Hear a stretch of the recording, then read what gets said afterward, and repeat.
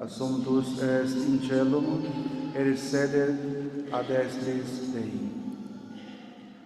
Pelo sinal da Santa Cruz, livrai-nos Deus, nosso Senhor, dos nossos inimigos. Em nome do Pai, do Filho e do Espírito Santo. Reverendíssimo Padre Ednei, caríssimos irmãos, estamos celebrando a solenidade externa da festa da Ascensão do Senhor. Mistério da glorificação da humanidade de Jesus, mas também da nossa própria glorificação da nossa carne. Pois Jesus subiu ao céu para fazer-nos participantes da sua divindade. O Salvador tinha consumado a obra divina que veio realizar neste mundo. Instruiu-nos com seus discursos, com seus exemplos, resgatou-nos, morrendo da pior morte possível na cruz.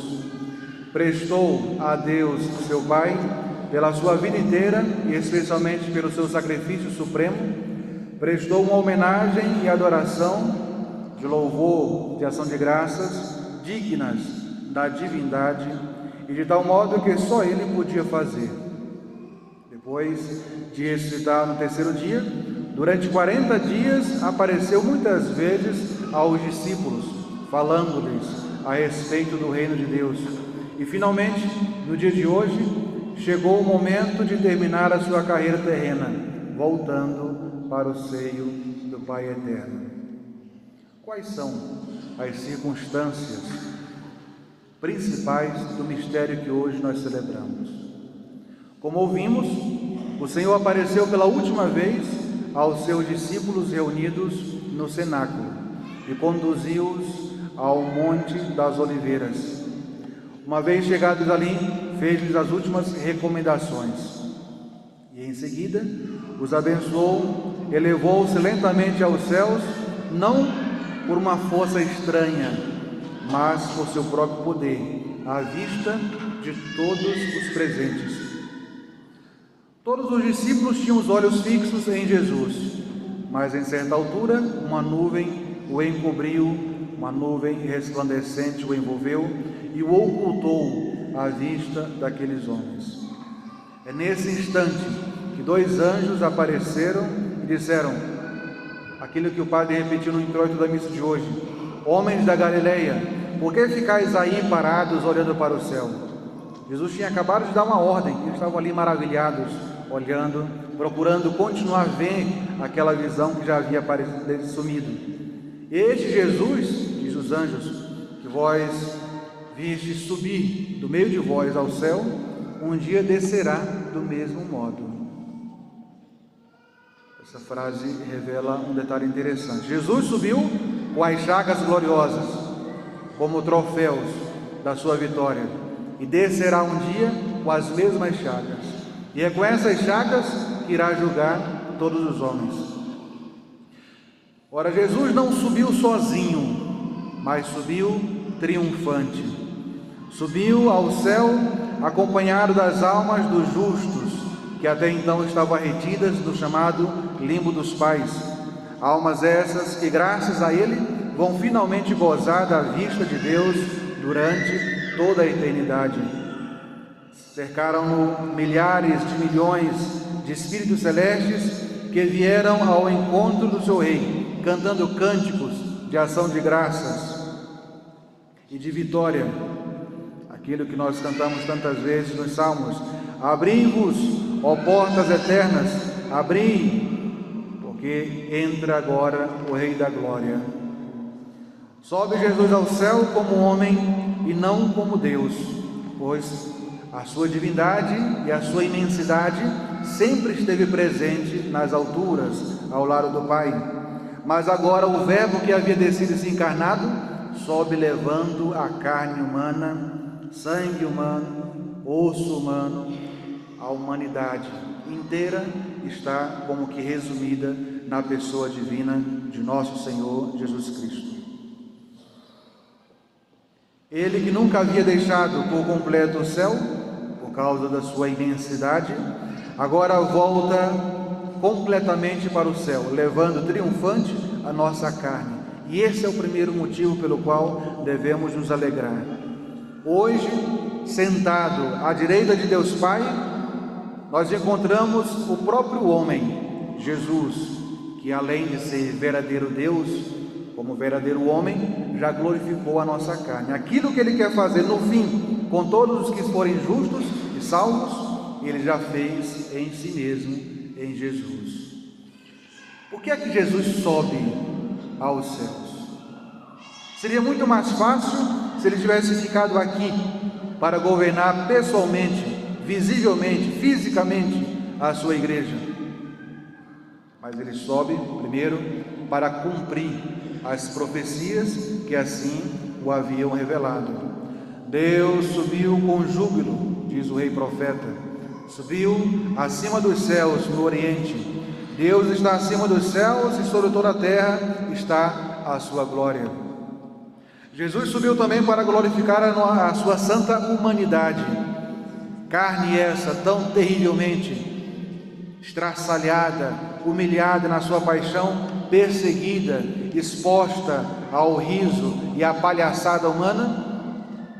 Carne essa que tornou possível a redenção do homem, tinha que ser glorificada, tinha que ser elevada acima de todo ser criado, para que assim, além da alma santíssima de nosso Senhor, que é glorificada no céu, também a carne seja glorificada, e assim o homem todo, Jesus, seja glorificado no céu como um prenúncio daquilo que será conosco no último dia.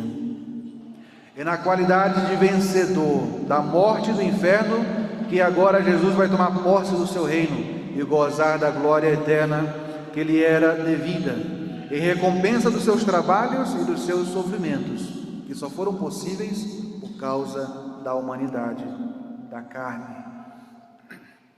Jesus também sobe aos céus para abrir aquelas portas que até então estavam fechadas pelo pecado de nossos pais, Adão e Eva.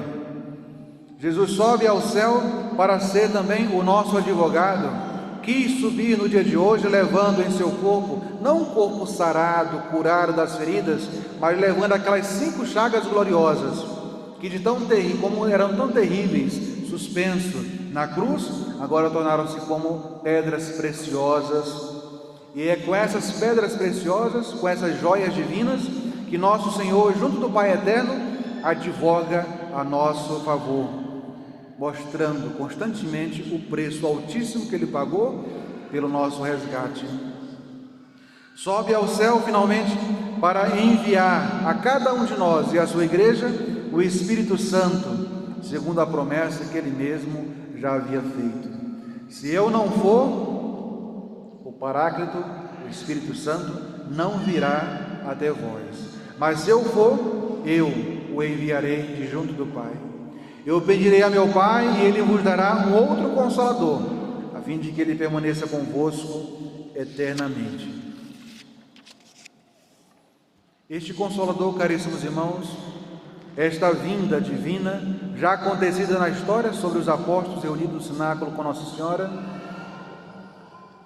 essa primeira vinda, nós fazemos memória, e em poucos dias, como diz o Evangelho, receberemos de novo o Espírito Santo. Por isso nos preparamos para esse dia glorioso, em que receberemos mais uma vez, por meio da liturgia, esse Consolador que não nos deixa ter sentimento de órfãos na ausência de nosso Senhor Jesus Cristo.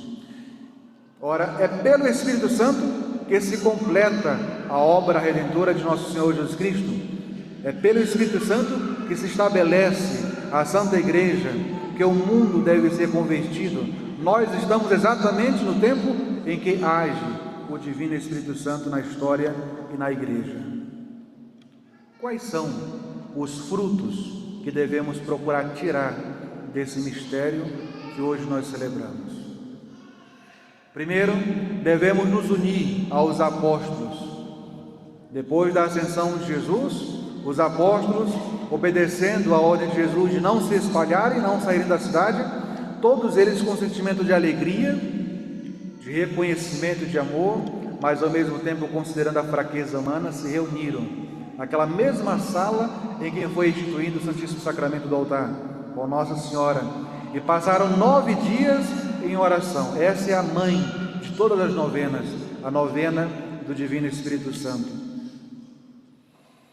Procuremos, portanto, durante essa semana, passar unidos em oração aos apóstolos e a Nossa Senhora, pedindo a graça do Espírito Santo. Nós, que já o recebemos no batismo e na crisma, busquemos renovar essa efusão do Divino Espírito Santo, para que possamos ter a força necessária para resistir às tentações, às más inclinações, resistir às provações e carregar todo o santo dia a nossa cruz.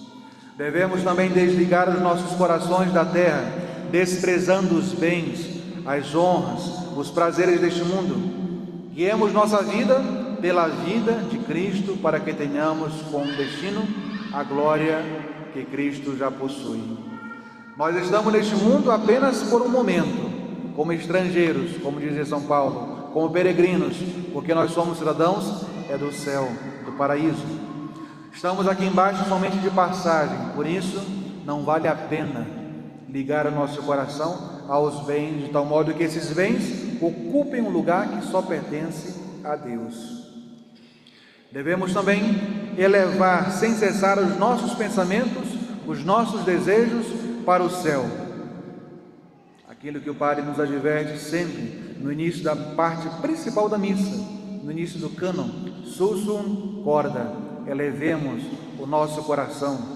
Devemos olhar sempre para o paraíso, em todas as decisões, em todos os momentos da vida. Na hora da tentação devemos olhar para o céu.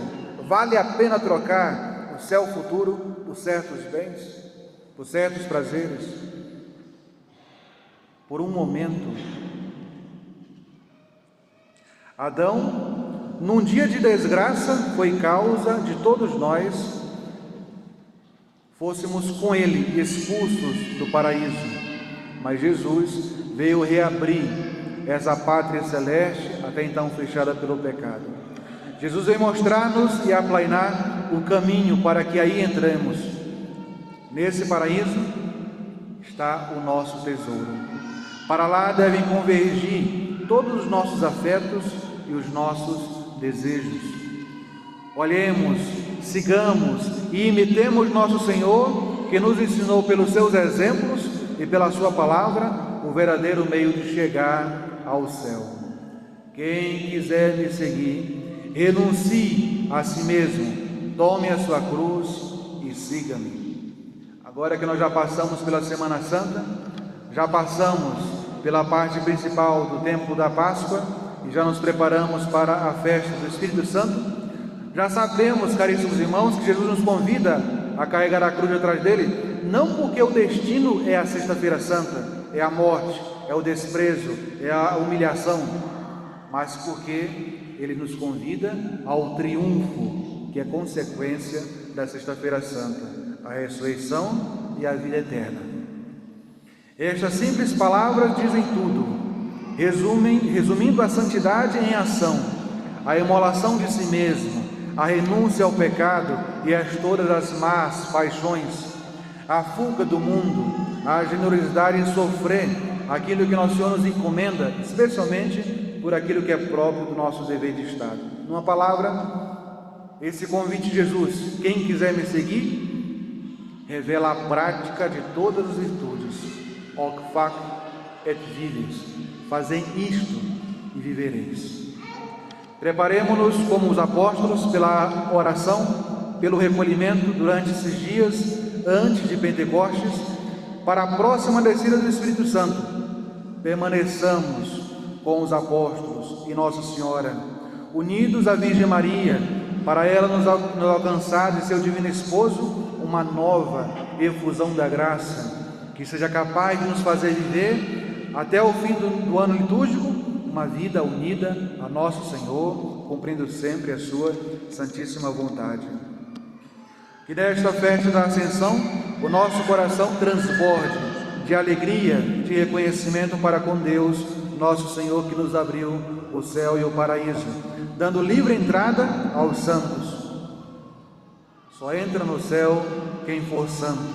Portanto, vivamos doravante uma vida celeste, vida de oração, de trabalho santificado pelo espírito de fé, de mortificação ou vida de sofrimentos cristamente suportado com olhos no céu, olhos no fim, a fim de nos tornarmos dignos de lá contemplar a divindade de nosso Senhor Jesus Cristo no seio da eterna felicidade.